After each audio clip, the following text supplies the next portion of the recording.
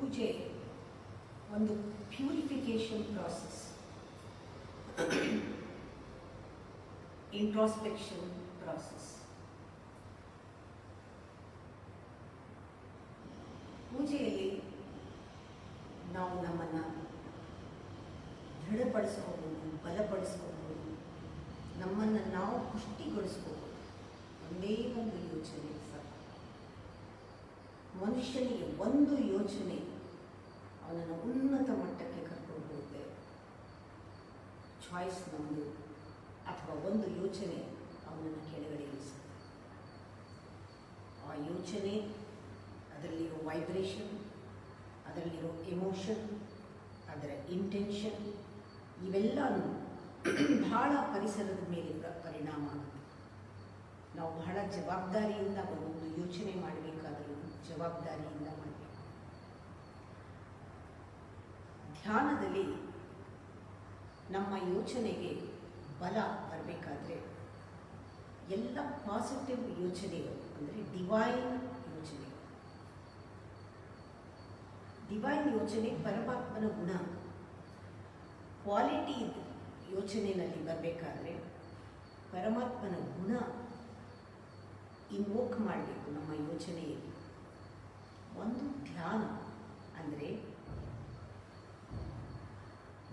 ಪರಮಾತ್ಮನ ಗುಣ, ಪರಮಾತ್ಮ ನನ್ನಲ್ಲಿ ಆ ಗುಣವನ್ನು ಬಿತ್ತಿ ಹೊರಗೆ ತೆಗಿತಾನೆ.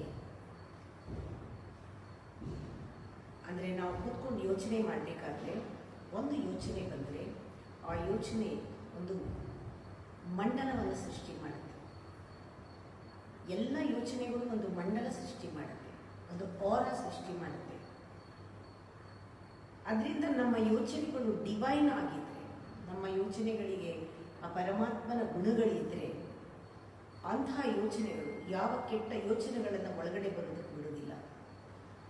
ಅದರಿಂದ ಪೂಜೆ ಮಾಡುವಾಗ ನಾವು ಮಡಿ ಆಗ್ತೀವಿ ಅಂದರೆ ನಮ್ಮ ಸುತ್ತ ಒಂದು ಆರಾ ಫಾರಮ್ ಆಗುತ್ತೆ. ನಮ್ಮ ಯೋಚನೆ ಶುದ್ಧವಾಗಿದ್ದರೆ ಶುದ್ಧವಾದ ಒಂದು ಪರಿಧಿ ಸೃಷ್ಟಿಯಾಗುತ್ತೆ.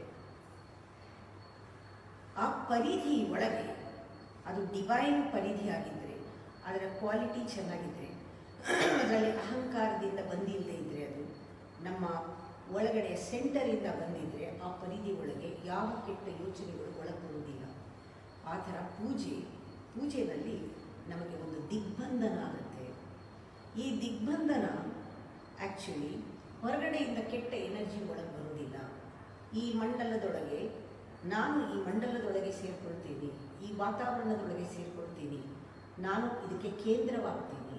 ಈ ಮಂಡಲದಲ್ಲಿ ಒಳಗಡೆ ಇದಕ್ಕೆ ಎರಡು ಕ್ವಾಲಿಟಿ ಇದೆ. ಇದು ಎಲೆಕ್ಟ್ರಿಕ್ ಫೆನ್ಸ್ ಇದ್ದ ಹಾಗೆ, ಯಾವ ದುಷ್ಟಶಕ್ತಿಗಳನ್ನು ಒಳಗಡೆ ಖಂಡಿತ ಬಿಡುವುದಿಲ್ಲ. ನಾನಾಯಿತು, ನನ್ನ ಯೋಚನೆ ಆಯಿತು, ಇಷ್ಟೇ ಇರುತ್ತೆ ಪೂಜೆಯಲ್ಲಿ. ಧ್ಯಾನ ಪೂಜೆಗೆ ಏಕಾಂತ ಅಂದರೆ ನನ್ನ ಯೋಚನೆಗಳ ಒಂದು ಮಂಡಲದೊಳಗೆ ನಾನಿದ್ದೀನಿ. ಅಂದರೆ ನನ್ನ ಯೋಚನೆಗಳು ಎಲ್ಲ ಡಿವೈನ್ ಯೋಚನೆಗಳು, ಪಾಸಿಟಿವ್ ಯೋಚನೆಗಳು ಪೂಜೆಯಲ್ಲಿದ್ದಾಗ ನನ್ನ ಒಳಗಡೆ ನಾನು ಬಿಟ್ಟರೆ ಬೇರೆ ಇಲ್ಲ, ಯಾರಿಗೂ ಪ್ರವೇಶ ಇಲ್ಲ, ಯಾವ ಯೋಚನೆಗಳು ಒಳಗಡೆ ಬರೋದಿಲ್ಲ. ಇದು ಎಲೆಕ್ಟ್ರಿಕ್ ಫೆನ್ಸ್ ಥರ. ಇನ್ನೊಂದು ಗುಣ ಇದಕ್ಕಿದೆ, ಮ್ಯಾಗ್ನೆಟಿಕ್ ಫೆನ್ಸ್. ಇದಕ್ಕೇನು ಶಕ್ತಿ ಇದೆ ಅಂದರೆ, ಇದನ್ನು ನನ್ನ ಇಂಟೆನ್ಸ್ ಫೀಲಿಂಗ್ ಬರ್ತಾ ಭಾವನೆಗಳು, ಭಕ್ತಿ, ಕರುಣೆ, ದಯೆ ನನ್ನಲ್ಲಿ ಈ ಪೂಜೆಯಲ್ಲಿ ಎಮೋಷನ್ಸು ಪ್ಯೂರ್ ಆಗ್ತಾ ಮಂಡಲ ಇದು ದೊಡ್ಡದಾಗ್ತಾ ಹೋಗುತ್ತೆ. ಒಳಗಡೆಯಿಂದ ಇದು ಒನ್ ವೇ ದೊಡ್ಡದಾಗ್ತಾ ಹೋಗುತ್ತೆ. ನಾನು ಎಲ್ಲ ಆವರಿಸ್ಕೊಳ್ತಾ ಹೋಗ್ಬೋದು, ಎಲ್ಲರಿಗೂ ಸೇರಿಸ್ಕೊಳ್ಬೋದು, ಇಡೀ ಎಲ್ಲ ವಿಶಾಲವಾಗಬಹುದು. ಆದರೆ ಯಾರೂ ಒಳಗಡೆ ಬರೋಕ್ಕಾಗಲ್ಲ. ಹೊರಗಡೆನವ್ರಿಗೆ ಎಲೆಕ್ಟ್ರಿಕ್ ಫೆನ್ಸು, ನನಗೆ ಮ್ಯಾಗ್ನೆಟಿಕ್ ಫೆನ್ಸ್. ಆ ರೀತಿ ಅದು ಬೆಳೀತಾ ಹೋಗುತ್ತೆ. ನಮ್ಮ ಯೋಚನೆಗಳಿಗೆ ಸಂಕಲ್ಪ ಶಕ್ತಿ ಇದೆ, ಸಿದ್ಧಿ ಆಗುತ್ತೆ. ನಮ್ಮ ಒಂದೊಂದು ಯೋಚನೆಗೂ ಮಂತ್ರ ಇದ್ದ ಹಾಗೆ.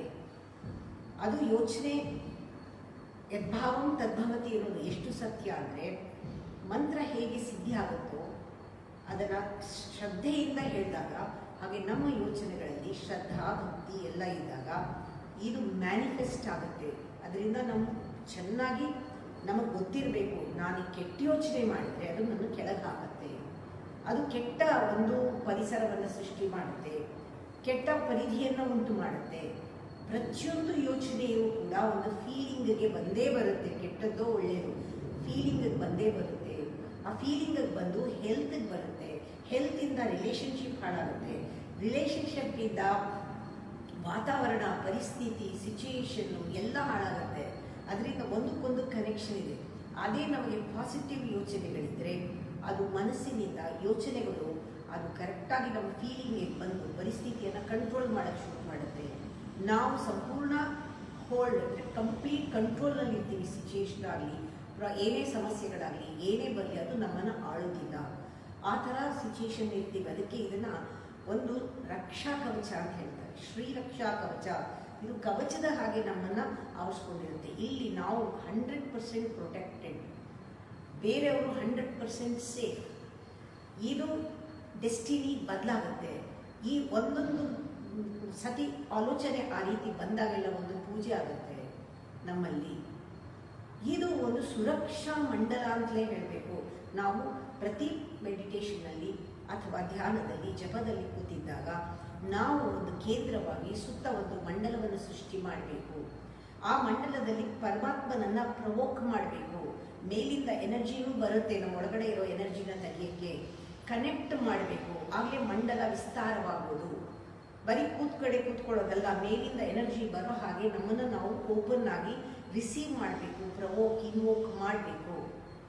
ಆವಾಗ ಎನರ್ಜಿನ ನಾವು ಮಂಡಲನ ಪಸರಿಸ್ಕೊಂಡು ಹೋಗ್ಬೋದು. ನಾವು ಅಂದ್ಕೊಂಡಿರ್ತೀವಿ ಫಸ್ಟು ನನ್ನ ಕೆಲಸ ಮುಖ್ಯ, ಆಮೇಲೆ ಫ್ಯಾಮಿಲಿ ಮುಖ್ಯ, ಆಮೇಲೆ ನಾನು ಅಂತ. ರಿವರ್ಸ್ ಮಾಡಬೇಕು. ಮೊದಲು ಈ ಕೇಂದ್ರನೇ ಮುಖ್ಯ, ನಾನು ಮುಖ್ಯ, ನಾನು ಚೆನ್ನಾಗಿದ್ದು ಆಮೇಲೆ ಸಂಸಾರ ಅಂದರೆ ಸಮಾಜ, ಪ್ರಪಂಚ ಎಲ್ಲ, ಆಮೇಲೆ ಕೆಲಸ. ಕೆಲಸ is the consequence, result, your expression. ಕೆಲಸ ಮುಂಚೆ ಅಲ್ಲ. ಯಾವತ್ತೂ ರಿವರ್ಸ್ ಮಾಡ್ಕೊಳ್ಬಾರ್ದು. ನಾವು ಯಾವಾಗಲೂ ಚಿಕ್ಕದನ್ನು ನಾವು ಯಾವಾಗ ಸೆಂಟರ್ ಆಗ್ತೀವಿ ಎಲ್ಲದಕ್ಕೂ, ಆವಾಗ ನಾವು ಯಾವುದನ್ನು ದೊಡ್ಡದೂ ಮಾಡೋದಿಲ್ಲ, ಯಾವುದನ್ನು ಚಿಕ್ಕದೂ ಮಾಡೋದಿಲ್ಲ, ಯಾವುದಿಲ್ಲ ಅಂತ ನೆಗ್ಲೆಕ್ಟೂ ಮಾಡೋದಿಲ್ಲ. ಯಾವುದನ್ನು ಕೂಡ ಎಲ್ಲವೂ ನಮ್ಮ ಕಂಟ್ರೋಲ್ನಲ್ಲಿರುತ್ತೆ. ಎಲ್ಲವೂ ಕೂಡ ಸಮಸ್ಯೆ ಅಂತ ತಗೊಳ್ಳಲ್ಲ.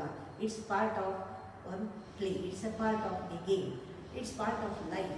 ಇದು ಸಿಚುಯೇಷನ್ ಅಂತ ತೆಗೆದುಕೊಳ್ತೀವಿ. ಸಿಚುಯೇಷನ್ ಯಾವತ್ತೂ ನಮ್ಮ ಕೈ ಬಿಡೋದಿಲ್ಲ, ನಮ್ಮನ್ನು ಅದು ಆಳೋದಿಲ್ಲ. ನಾವು ಸಿಚುಯೇಷನ್ಗೆ ಯಾವಾಗಲೂ ಕಂಟ್ರೋಲ್ನಲ್ಲಿ ಇಟ್ಕೊಂಡಿರ್ತೀವಿ.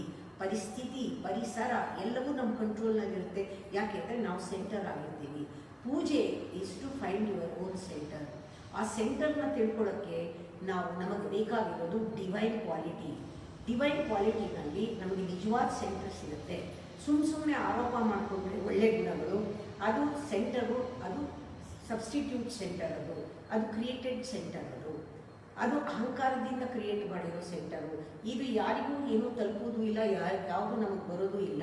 ಇದರಿಂದ ಹಾಳಾಗುತ್ತೆ. ಇಲ್ಲದೇ ಇದ್ದರೆ ಎಲ್ಲ ಪ್ರಾಬ್ಲಮ್ಸನ್ನು ಬೆಟ್ಟದಷ್ಟು ಮಾಡ್ಕೊಳ್ಳೋದು. ಯಾಕೆ ಅಂದರೆ ಅವರಲ್ಲಿ ಒಳಗಡೆ ಆ ಶಕ್ತಿ ಕೇಂದ್ರ ಸರಿ ಇಲ್ಲದಿರೋದ್ರಿಂದ, ಕೇಂದ್ರನ ಬೇರೆ ಏನೋ ಒಂದು ಪೆರಿಫಿರಿನಲ್ಲಿ ತಮ್ಮ ಕೇಂದ್ರ ಮಾಡ್ಕೊಂಡಿರೋದ್ರಿಂದ ಹಾಗಾಗುತ್ತೆ. ಎಲ್ಲರೂ ಬೆಟ್ಟದಷ್ಟು ಕಾಣುತ್ತೆ, ಎಲ್ಲ ದೊಡ್ಡದು ಕಾಣುತ್ತೆ. ಅವರಿಗೆ ಇಷ್ಟು ಕಾಣೋದಿಲ್ಲ, ದೊಡ್ಡದು ಕಾಣುತ್ತೆ.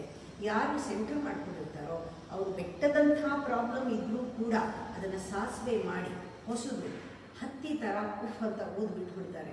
ಆ ಥರ ಸಿಚುಯೇಷನ್ಸ್ನೆಲ್ಲ ಈಸಿಯಾಗಿ ತಗೊಳ್ಳೋಕ್ಕೆ ಶಕ್ತಿ ಬರುತ್ತೆ. ನಮ್ಮ ಯೋಚನೆಗಳು ಬಹಳ ಮುಖ್ಯ. ಯೋಚನೆಗಳು ನಮ್ಮನ್ನು ಹಾಳು ಮಾಡ್ಬೋದು, ಉದ್ಧಾರ ಮಾಡ್ಬೋದು. ನಮ್ಮ ವೈಬ್ರೇಷನ್ಸ್ನ ಲೋ ಮಾಡ್ಬೋದು, ಹೈ ಮಾಡ್ಬೋದು.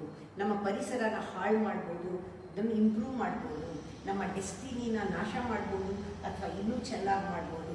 ನಮ್ಮ ಯೋಚನೆಗಳಿಗೆ ಅಷ್ಟೊಂದು ಶಕ್ತಿ ಇರೋದ್ರಿಂದ ಪ್ರತಿಯೊಂದು ಯೋಚನೆಯೂ ನಾವು ಮಾಡೋದು ನಾವು ಕೇರ್ಫುಲ್ಲಾಗಿ ಇರಬೇಕು. ನಾನು ಯೋಚನೆ ಮಾಡಿದ್ದು ನನ್ನ ಸುತ್ತ ಬಂದು ಮುತ್ಕೊಳ್ಳುತ್ತೆ, ನನ್ನ ಸುತ್ತ ಸುತ್ತಕೊಳ್ಳುತ್ತೆ, ಆಮೇಲೆ ಬೇರೆಯವ್ರಿಗೆ ತೊಂದರೆ ಕೊಡುತ್ತೆ. ಅದರಿಂದ ನನಗೆ ಮಲ್ಟಿಪ್ಲೈ ಆಗುತ್ತೆ ತೊಂದರೆ. ಅದರಿಂದ ನಾನು ಯೋಚನೆ ಮಾಡುವಾಗ ಯಾವುದನ್ನು ಚಿಕ್ಕದಂತ ನೆಗ್ಲೆಕ್ಟ್ ಮಾಡುವೂ ಇಲ್ಲ, ದೊಡ್ಡದಂತ ಎಕ್ಸಾಜುರೇಟ್ ಮಾಡುವೂ ಇಲ್ಲ. ನಾನು ಎಲ್ಲವನ್ನೂ ಕೂಡ ಸರಿಯಾಗಿ ಸಮನಾಗಿ ಒಂದು ಸಿಚುಯೇಷನ್ ಥರ ತೆಗೆದುಕೊಂಡು ಫೇಸ್ ಮಾಡ್ತೀನಿ ಅನ್ನೋ ಶಕ್ತಿ ಈ ಪೂಜೆಗಳಲ್ಲಿ ಬರುತ್ತೆ.